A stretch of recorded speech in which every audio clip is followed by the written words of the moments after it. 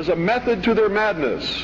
There's really not much method to yours, because you're operating from a place of ignorance. And until you change that, you're going to be bumbling around, bumping into each other, saying and doing the wrong things, not understanding the nature of your enemy. And if you don't understand the nature of your enemy and the weapons they use, you cannot fight that enemy. You can't fight the battle. You shouldn't even be on the battlefield. That's why you're losing the war. And don't tell me you're not, because I'm in a place of great knowledge about who's winning and who's losing this war. And I can assure you, you're losing the war.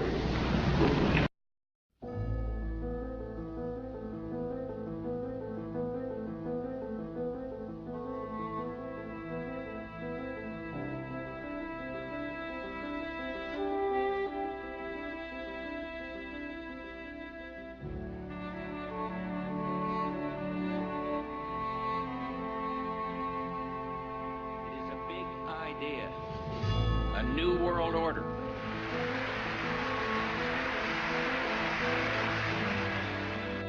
The world is asleep. The world doesn't know what is about to strike. The world is going on as if things are going to continue just as they are.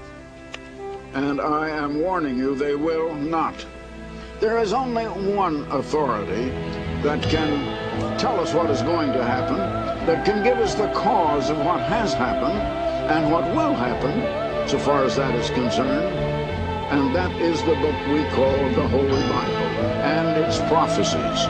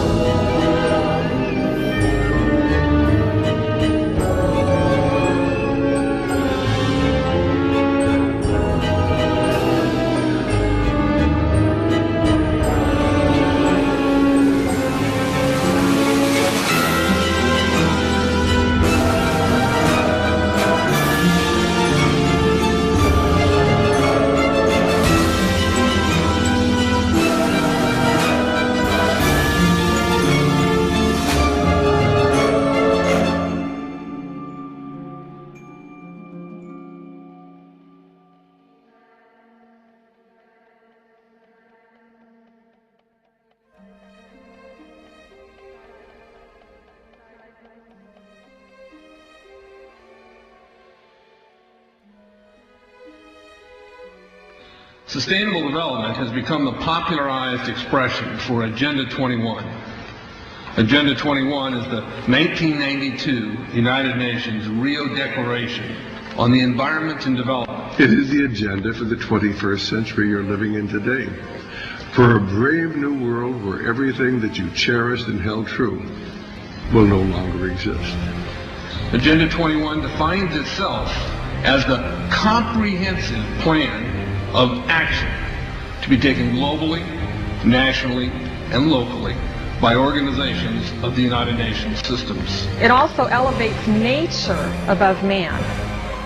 And it contains something called the precautionary principle, where basically you're guilty until you're proven innocent. Sustainable development is the philosophy designed to bring human beings across the globe under the full control of a narrow human elite.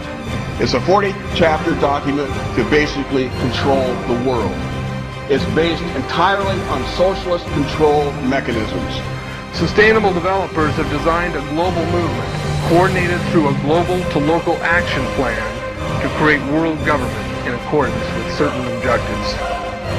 These objectives include an end to national sovereignty, the abolition of private property, the restructure of the family unit, and increasing limitations and restrictions on mobility and individual opportunities. The green goal includes the listings of what's not sustainable. A couple of the examples include private property. 728 lists fossil fuels. Golf courses and ski lodges are not. Consumerism. Irrigation is not sustainable. Paved roads. Commercial agriculture. Herbicides, pesticides. Elsewhere, it lists farmland, pastures, grazing of livestock, And the family unit.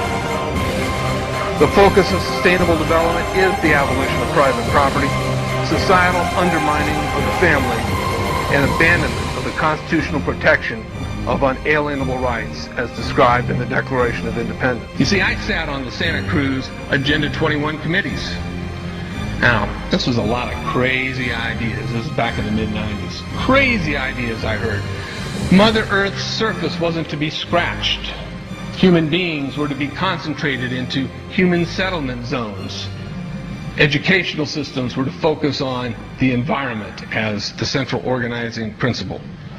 All aspects of life were covered. Well, I went to these committees at the request of some people who told me that I needed to understand what was going on, and I came back and I said, this is craziness. This is so silly. It has no chance of having any effect on our society. Well, I was wrong. The United States government's support for sustainable development, Agenda 21, is very clear.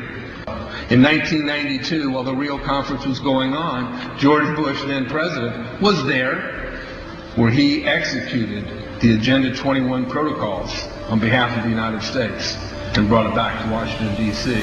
Within a year, Bill Clinton, by executive order, no congressional review, established the President's Council for Sustainable Development. In Santa Cruz, we've got a 2-lane freeway system.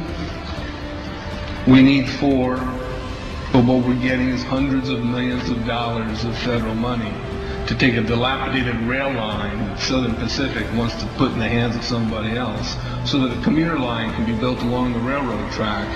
That'll be followed by 14-story buildings where people will live and stack them in pack-them units, where developers or so-called sustainable developers will build these high-rises with federal dollars. In fact, Santa Cruz has received a $300 million federal grant to build the first 3,000 of these stacked and pack-them units. The County Board of Supervisors has said, if you are a sustainable developer, you're immune from any construction defect liability.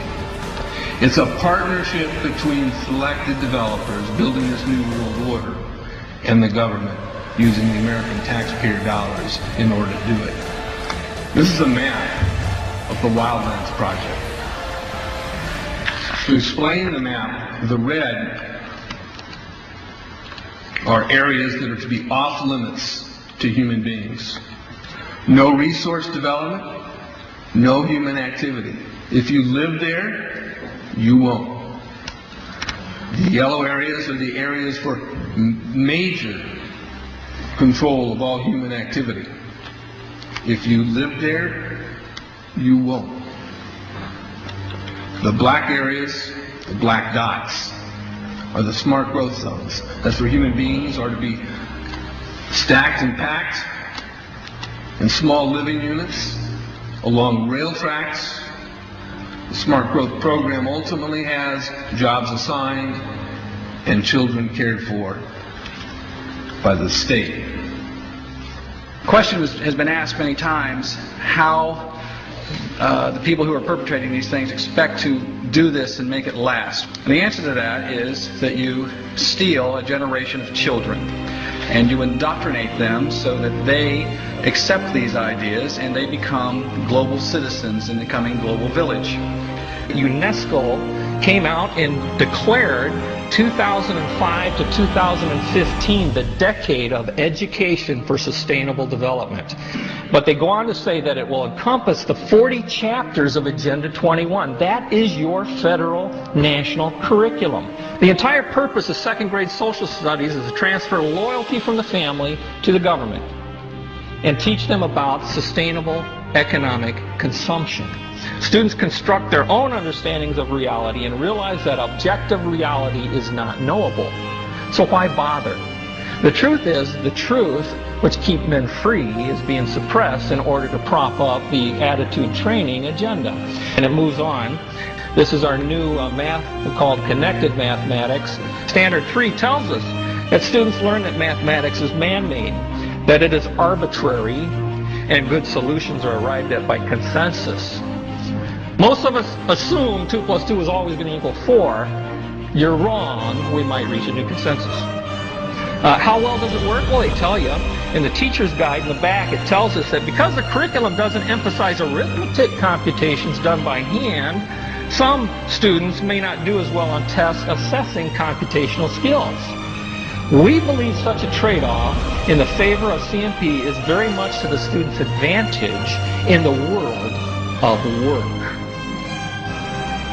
Our children are mathematically illiterate on purpose. How do I know on purpose? Why isn't this just a basic bad idea? Because the Sustainable Development Plan tells us so.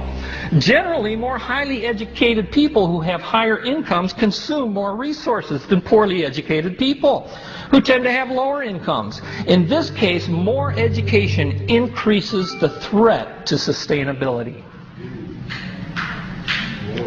Charlotte Iserby, I owe you an apology. I did not believe for the longest time it was a deliberate dumbing down. I thought that dumbing down was a natural consequence of a bad idea. Folks, it's deliberate. It's deliberate. The sustainable globalist goal is the orchestration of a planned fall of American principles, values, and lifestyles. The effect on the average American will be devastating. With modernizing technology, the ordinary person will live without independence, privacy, or substantive rights. Another press conference that I attended was the ICLE group, the International Committee for Local Environmental Initiatives. It helps in the implementation of Agenda 21 in all of our local communities. And one of the speakers was Harvey Rubin, who happens to be the vice chair of ICLE. And I asked him about the correlative rights that Americans derive from the United States Constitution and the Bill of Rights. And that, of course, is your individual liberties, your private property, your freedom of speech. Asked about it clashing with Agenda 21. And you know what his response was? Individual rights must take a back seat to the collective.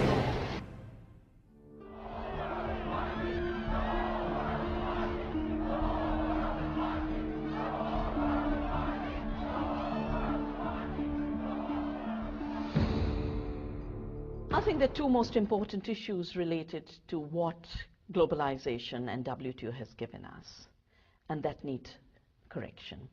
The first is denying billions of people their very basic right to food and water. The food crisis that we are seeing is very, very much part of what WTO has created. Unfortunately, the crisis is being used to deepen the logic of more free trade. Import duties have been reduced as a result of rising prices. Doesn't help anyone, because all that does is more independency is created. More talk is going on about now we can't afford to say no to genetically engineered crops.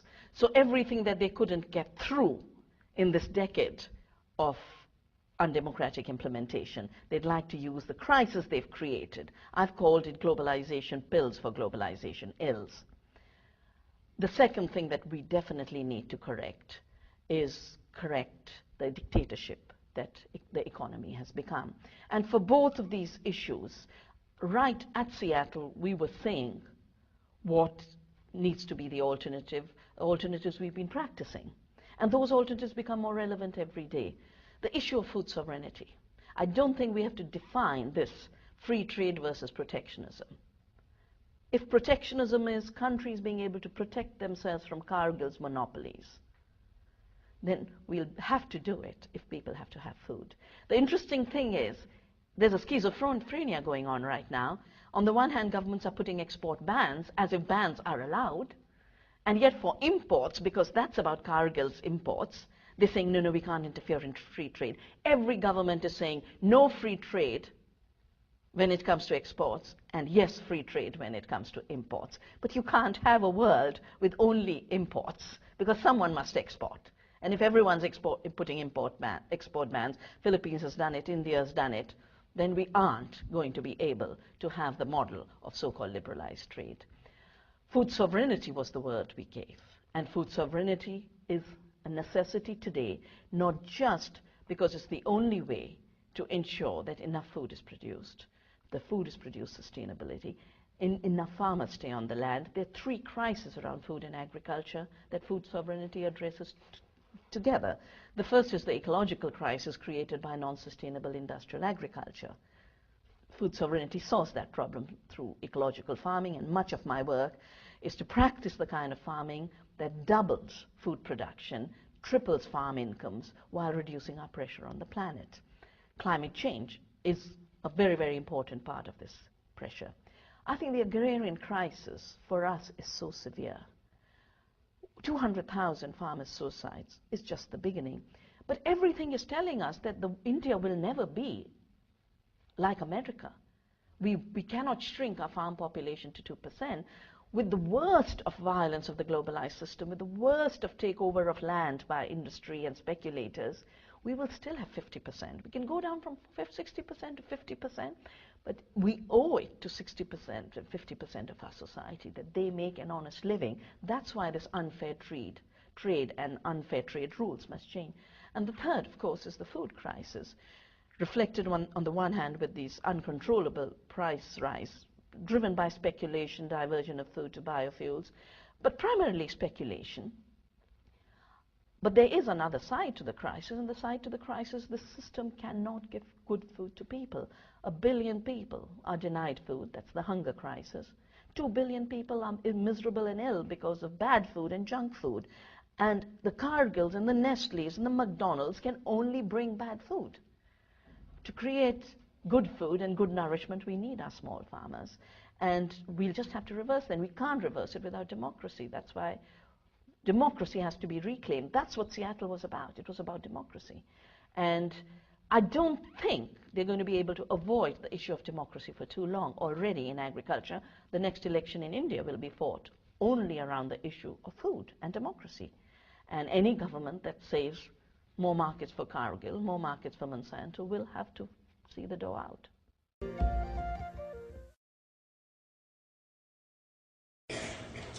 When we think about the United Nations, then we think about exactly that. An organization, a political organization bringing the nations together. And that sounds like something commendable. And the question is that all that there is behind it? Do you remember that at the Tower of Babel, God separated the nations? Now, if you look at the headquarters of the United Nations in New York. This is really quite a fascinating building. It is large, and the name United Nations was coined by United States President Franklin D. Roosevelt and was used in the Declaration by United Nations of January 1942 during the Second World War, when representatives of 26 nations pledged their governments to continue fighting together against what they called the Axis powers. Interesting name, Axis powers. Today there's another axis that is being fought, and that is known as the axis of evil. Have you heard of that? The forerunner of the United Nations was the League of Nations, and this was an organization in similar circumstances during the First World War and established in 1919 under the Treaty of Versailles to promote the international cooperation and to achieve peace and security. This comes straight from the UN webpage, so nothing strange about that. It's just plain history. Some more from that. In 1945, representatives of 50 countries met in San Francisco at the United Nations Conference on International Organizations, and they drew up the United Nations Charter. And those delegates deliberated on the basis of proposals worked out by representatives of China, Soviet Union, United Kingdom, United States at Dumbarton Oaks, United States in October 1944. It was signed on 26 June 1945. 50 countries. Poland was not represented and became one of the original 51 member states. So it officially came into existence on the 24th of October 1945, when the Charter was ratified by China, France, Soviet Union, United Kingdom, United States, and by a majority of the other signatories. And every 24th of October, they celebrate this founding of the United Nations. Now, let's have a look at this Charter of the United Nations. This is a very interesting piece of history. Well, Arthur Balfour, do you remember that name? We've used it before. Who was a member of Hort's Apostles? You remember Hort?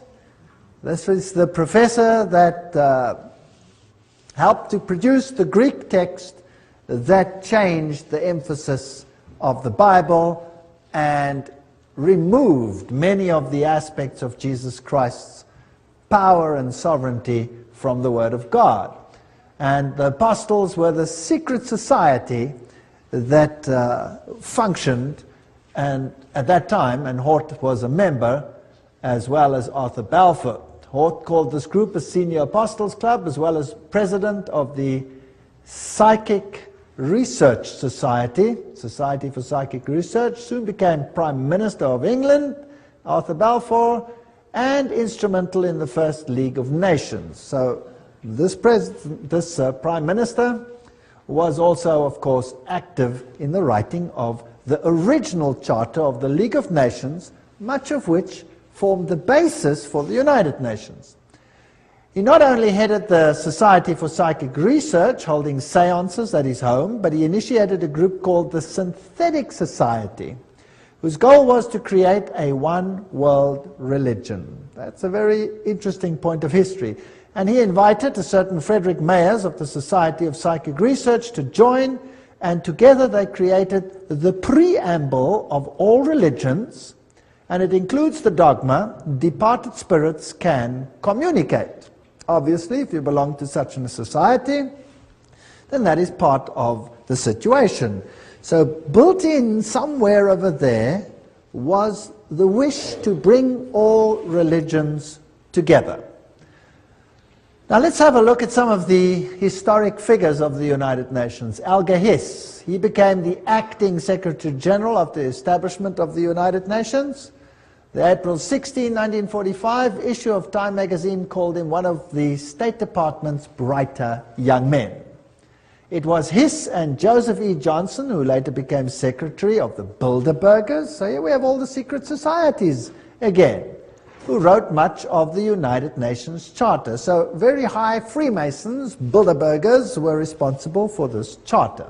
Now we know what they believe. We've already had a lecture on that. and I would refer people back to that lecture, patterning it after the Constitution of Russia and the Communist Manifesto. This is very interesting. So the Constitution of the USSR is almost identical to the Constitution of the United Nations, for those who did not know that. And there are all the references. Everything that I say is referenced. I'm just reading. So please, nobody get angry with me. Get angry if you want to with whoever set this thing up. I had nothing to do with it. Remember that I also pointed out in previous lectures who the responsible persons were for trying to bring all the nations together in a unitary government, and then behind the scenes another organizations to bring all the religions together. But this was not the primary or public domain. This was more the secret domain. Winston Churchill, he was the one who was also responsible, of course, after the war in setting up this whole organization. The creation of an authoritative world order is the ultimate aim towards which we must strive, and the United Nations formed part of that. Charles de Gaulle, who was also instrumental, nations must unite in a world government or perish. So the big figures involved had this philosophy. Then there is a man, I don't know how to pronounce his name, Trygve Lie. The first official UN Secretary General, was a high-ranking member of Norway's Social Democratic Party, which was, by the way, an offshoot of the Third Communist International. And then came a man, Dag Hammarskjöld. And he was the second Secretary General. He was a Swedish socialist. He openly pushed communist policy. And then came U Thant, the third Secretary General, and he was a Marxist. So here you can see how the philosophy in the beginning was programmed. Now, I would like you to understand that this is not a method to go anti-capitalist, because the United States was a signatory of this charter. So why would the United States actually sign something that was so obviously contrary to their own philosophy? Well, if you remember the Hegelian principle, where two opposing viewpoints are set into the world, and neither of them is really the viewpoint you want to achieve, what you really want to achieve is a synthesis between the two. So what you see actually is you see socialists in the overriding capacity of Secretary Generals, although whether they have Marxist leanings or capitalist leanings at that level doesn't make any difference. The method is just to bring about a synthesis, which is the desired government of all of them. So out of this chaos, you eventually get whatever you want. Now, U Thant, he was, of course, one of the earliest Secretary Generals. He said, "World Federalists hold before us the vision of a unified mankind living in peace under a just world order. The heart of the program, a world under law, is realistic and attainable." Just to remind you of what we have said before. And of course, behind the scenes, always, you have the papacy. As you can see in all of these lectures, the papacy always very heavily involved. Here is Pope Paul VI with Secretary General U Thant. Now this man was a Marxist. Or let's rather put it this way. Publicly, he pushed a Marxist agenda. But if he was a true insider, then he had neither agenda, and this was just for an appearance sake, as Hegel also said. So it is not surprising that here we have a handshake with another Secretary General whose name was Waldheim. Now, what was the agenda, or what was the political view of Waldheim? Anybody know? Anybody want to venture a guess? Became public knowledge, and there was a huge outcry as a result. He was a Nazi. Yes. So you can see the Hegelian philosophy coming out here. There you have Marxism, antithesis. There you have Nazism, thesis, in between, synthesis. So it didn't really matter which of the philosophies they espoused, as long as the end result was the same. Pope Paul VI, by the way, is the first one to introduce this bent cross or broken cross. Let's read about what this means. Pope Paul VI wrote a papal encyclical that called on the nations to abandon sovereignty to form a world government. So the Pope himself was behind this and actually called for such a government. And about this twisted cross, here's the quote for you.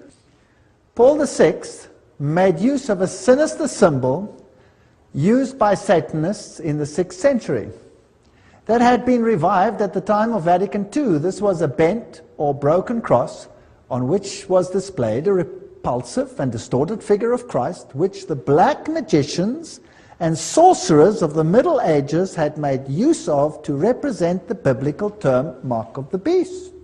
Interesting quote.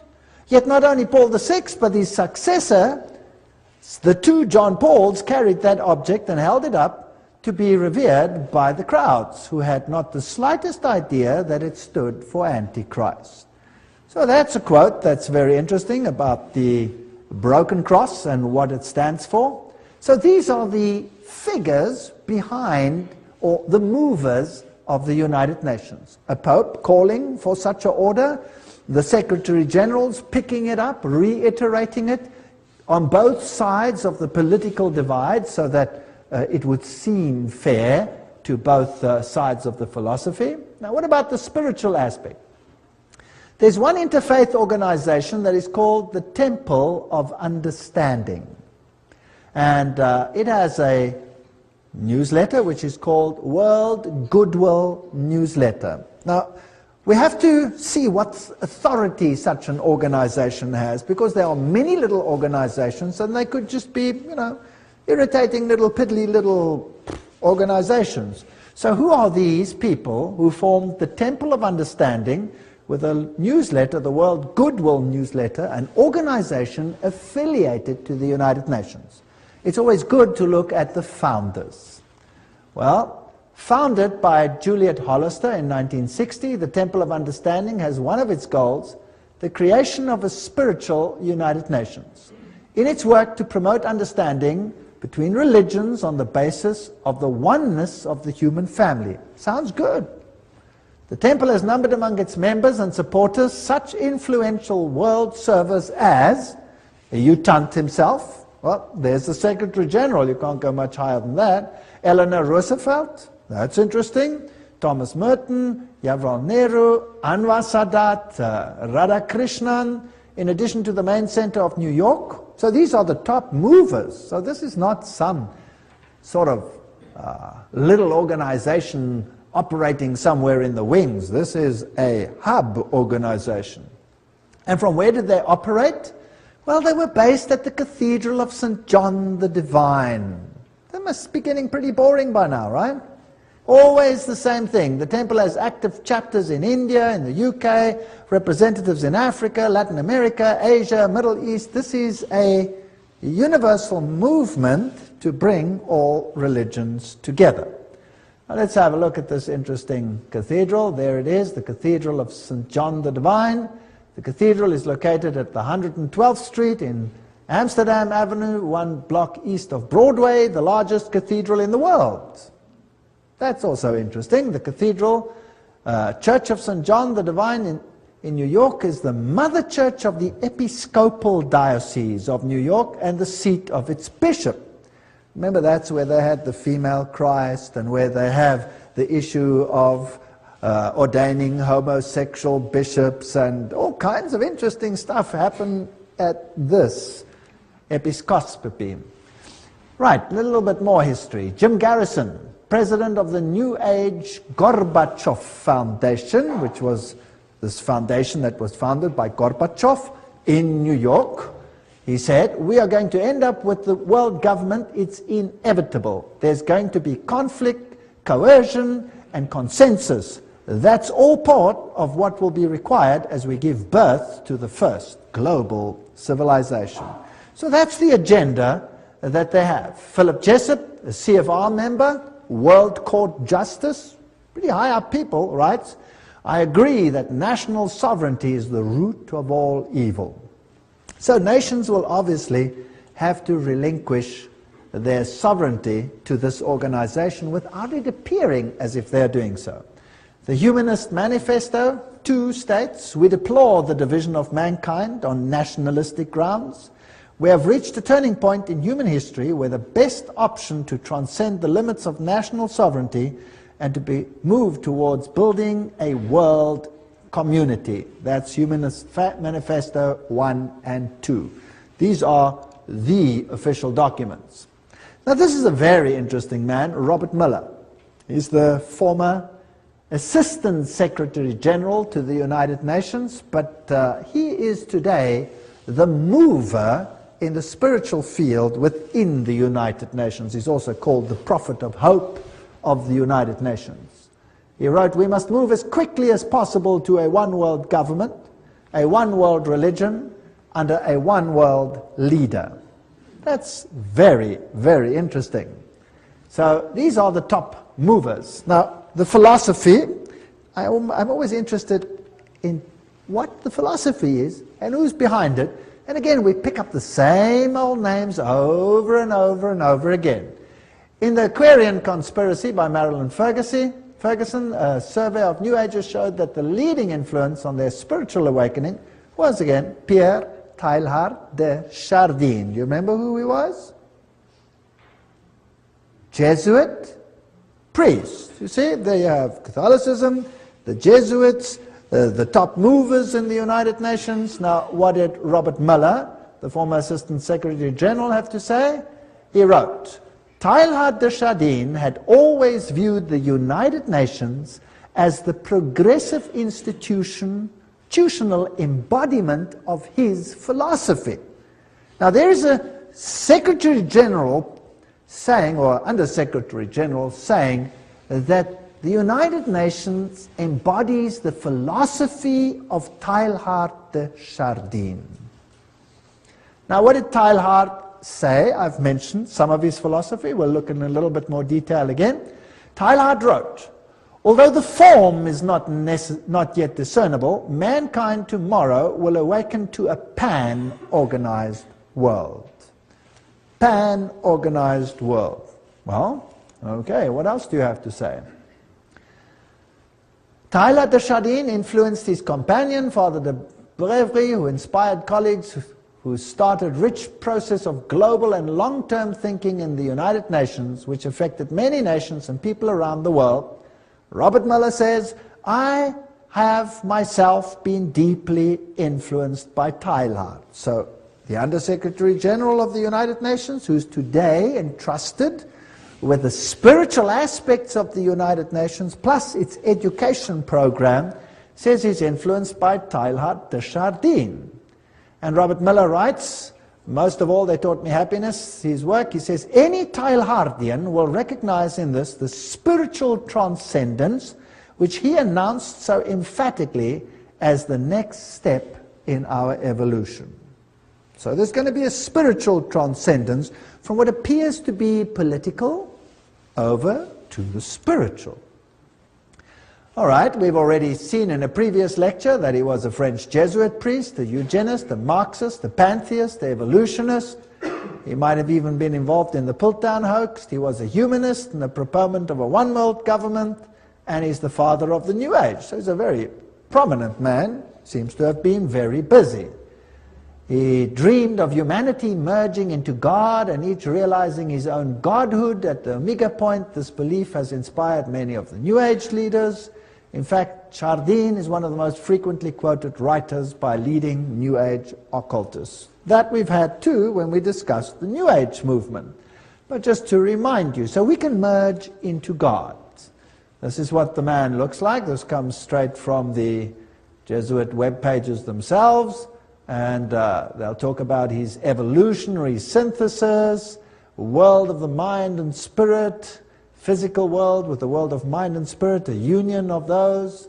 And here are a few of his quotes. Just to go into a little bit of detail, this is the spirit of the philosophy of the United Nations. Interesting. It is a law of the universe that in all things there is prior existence. Before every form there is a prior but lesser evolved form. Each one of us is evolving towards Godhead. So we are all becoming God. Wonderful philosophy. What I'm proposing to do is to narrow that gap between pantheism and Christianity by bringing out what one might call the Christian soul of pantheism, or the pantheist aspect of Christianity. That's fascinating. So God is in everything. God is not a separate entity. We ourselves are God, or part of God. If you are a pantheist, that's what you believe. I can be saved only by becoming one with the universe. That's pantheism. It's also the philosophy of Buddhism.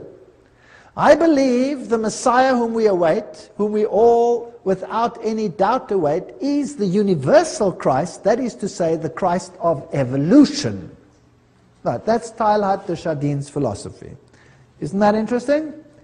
So, unfortunately, I cannot agree with one single iota of that philosophy. It's not biblical. In fact, it's blasphemous. A general convergence of religions upon a universal Christ who satisfied them all. That's what Teilhard de Chardin said, Christianity and evolution. This is his quote. His quote. So a convergence of religion that satisfies them all. And he saw the United Nations as the embodiment of this philosophy. That seems to me the only possible conversion of the world, and the only form in which a religion of the future can be conceived. That means everybody must come together. Now, how do you get all the religions to come together and to bury the hatchets and their differences? You create a pain of separation, chaos, that exceeds the pain of unity. Is that understandable? That's how you do it. That's Hegelian philosophy. That is Freemason philosophy. So today we're in the pain stage, and the next phase will be unity or inexplicable pain. That's the choice. And mankind will quite readily choose which one? The lesser pain, obviously, to survive. Now let's have a look at all these Secretary Generals and whether they are actually embodying this philosophy or not. This is Dag Hjalmar Agne Hammarskjöld. He was the Secretary General of the United Nations from 10 April 1953 to 1961. Then he met his death in a plane crash, and he was the fourth son of the Prime Minister of Sweden during the years of World War I. He was the first one. Now, what did he do in the United Nations? Well, one of the first things he did was to produce or create a prayer room. And there it is on the left-hand side. A